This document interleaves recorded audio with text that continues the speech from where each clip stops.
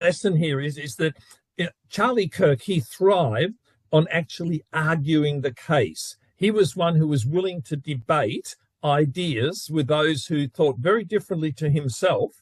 And that's what I think attracted people to Charlie Kirk's podcasts, because the problem with the left of politics is that they want to silence people who don't share their view. They refer to people who have a view different to them as engaging in hate speech, for example. And so immediately painting someone who doesn't agree with them as being a hateful person, a despicable person.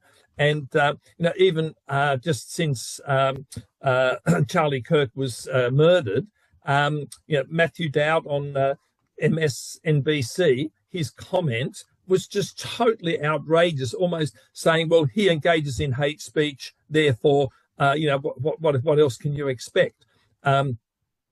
Charlie Kirk was one who debated ideas. And in a democracy, we've got to have the freedom of speech to be able to debate ideas. And this idea that we can cancel people, or people who don't share our view, we go and kill them, it's just not on. MSNBC has sacked that commentator. Is that enough? I'm glad they had, because that was just so inappropriate. What is your initial reaction when you heard the news that he was shot?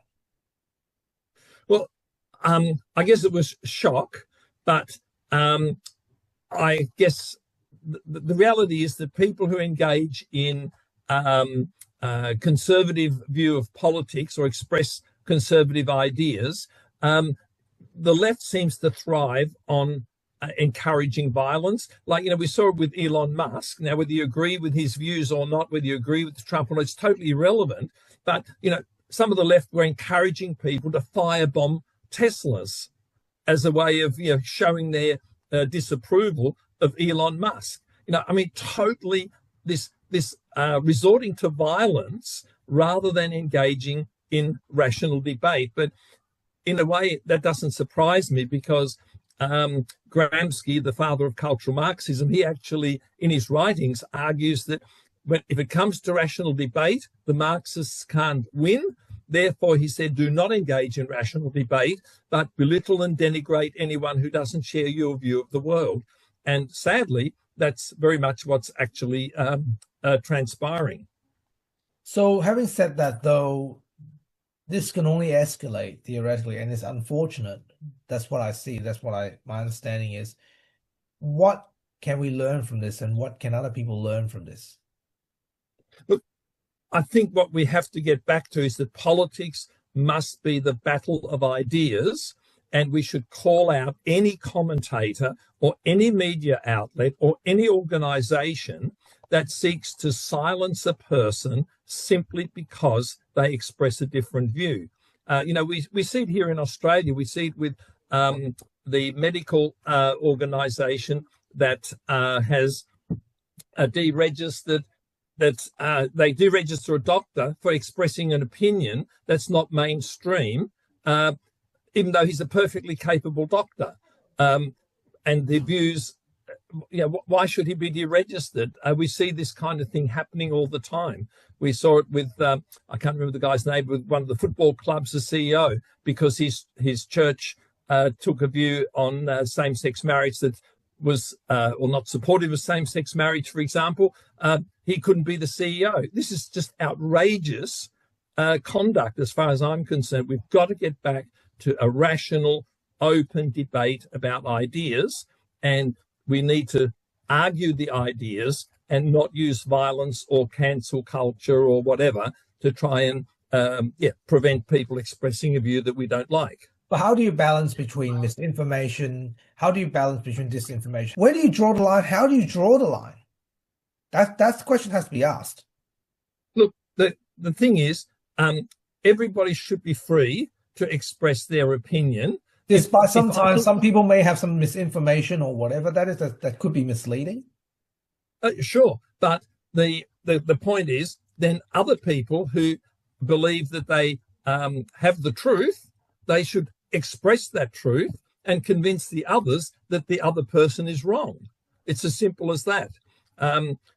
If you can't convince others by rational argument that the other person is wrong or is misleading people, then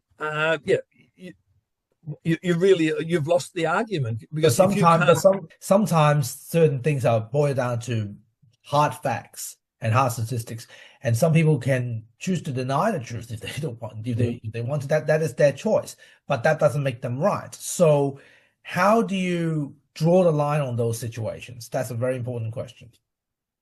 Look, I believe that people have a right to express an opinion on different things, and a lot of things are not fact in one sense. So, the benefit of a vaccine, for example, the overwhelming evidence is that vaccines are very beneficial to humanity. They've saved millions of lives over the years, but that doesn't mean that every single vaccine that's come on the market has been brilliant.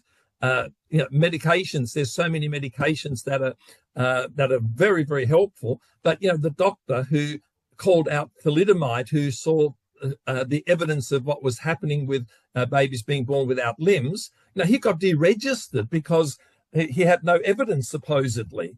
The problem is when you try and silence somebody, that truth, it takes longer for truth to bubble to the top.